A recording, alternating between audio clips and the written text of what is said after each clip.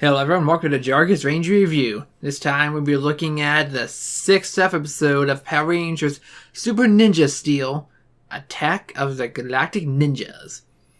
And no, it ain't some ancient crappy horror movie, that's the name of the episode. So we resume off from the end of the last episode where Badana said the Galactic Ninja were coming. Now the 4 of them have showed up on Galaxy Warriors. And each of them has their own gimmick, and is saying they're powered by a mystical power medallion. I think they call it a medallion. Well, they can't be the power stars. But I wonder where they came from. My guess is some of the evil space ninja that Lothar didn't hire back on his army all of them years ago. And the one that plans to take the center stage this time is one called Wolverine. I think you can figure out on your own where that pun is. And that's with Preston and Haley. They've been spending a whole lot of time together. He's even shown having a necklace. And Calvin, of course, he ain't too happy about that. But that's because he don't know what's going on. You see, the 2 of them are in a drama class and they're doing a play of Romeo and Juliet. And of course, Victor Vincent wants to be Romeo. And it's always Romeo and Juliet. So he tries to get in even though auditions were 3 weeks ago. But his overacting, overdramaticness is just awful to everybody. But he keeps going on how he should be the star. So he says, well, you can be Preston's understudy. For some reason, he can't show up, you'll be Romeo. If he was just fucking annoyed that teacher into doing what he wanted. That was great.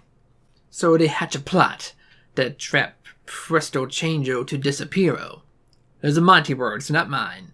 I would not be that lame. So they take a shipping container with some costumes in it. And it was delivered from an address in South Africa somehow. And Monty, he just slaps new shipment label right on top of it for Preston's house.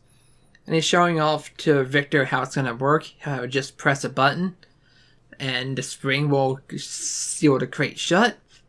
But then Victor sees a couple things up there, and what does these do? He pushes them together and boom, it makes it close on them and they get stuck. And then the shipping label falls off to the original one, which was to South Africa. And then the couriers come and they're like, that's odd. Well, ship it out. So they take them away. Now back onto the real action. Calvin sees Preston kiss Haley on the cheek when they're outside. And when he goes to confront them, Wolverine shows up. And he steals the memories. And then they steal Brody's too. And he's not alone. He has some new foot soldiers of his own. Some Foxbots. And they are much more capable than the Kudabots. I mean, there's only 4 of them, but it's putting all the Rangers struggling hard to fight. But in the end, Sarah gets taken too. As a result, they all have no memories of themselves or each other, leaving Calvin and Levi to figure it out. So they take them to the base, and Levi's trying to show them some ninja moves. And they just see something that's so awe-inspiring and just so cool. And they're having fun trying to imitate them. With Brody, usually the most skilled fighter, just falling flat on his ass. But yes, anyway. While that's going on, Calvin is talking to Mick about his love situation. And then Mick just drops a hammer onto his foot. On purpose, obviously, and he fakes being so in pain he thinks he'll have to quit being a teacher forever. He'll never walk again. Then he snaps out of it. Oh, I guess it's kind of stupid to jump to conclusions without all the facts.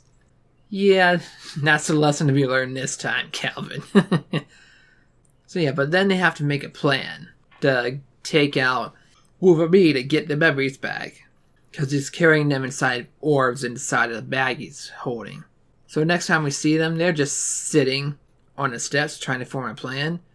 But then Wolverine sees them and tries to attack them. But no, they disappear.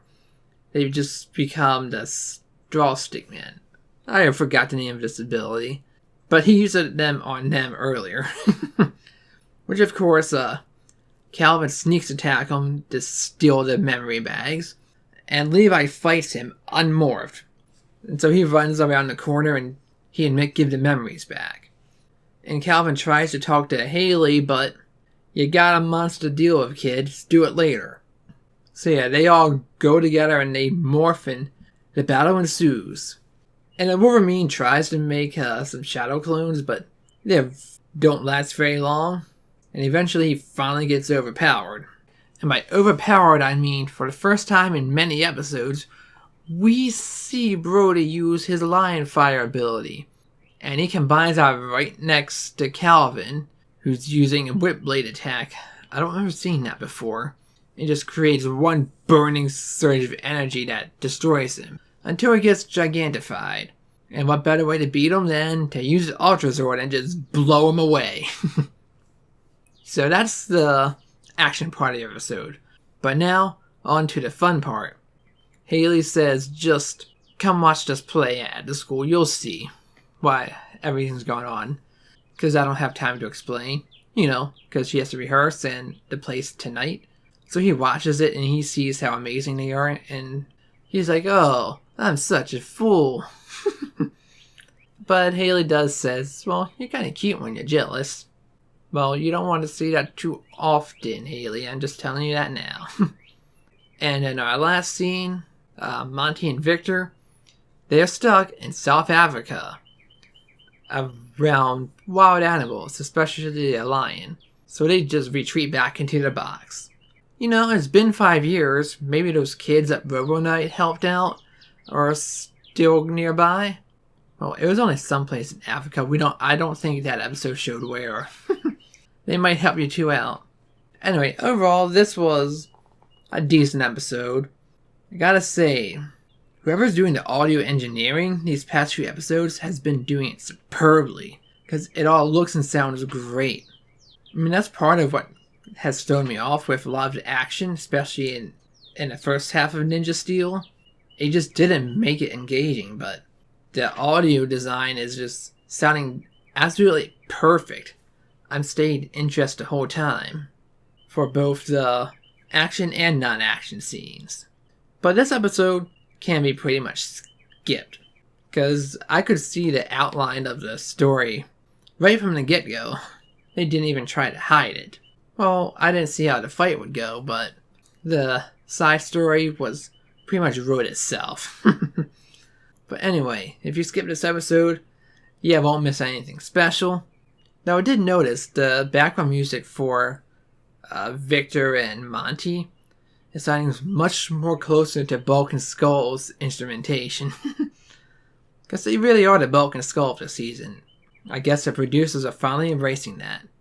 Anyway, that's all for this time. I'm Jargus, so thanks for watching, and I'll see you for the next episode. Until then, let the power protect you.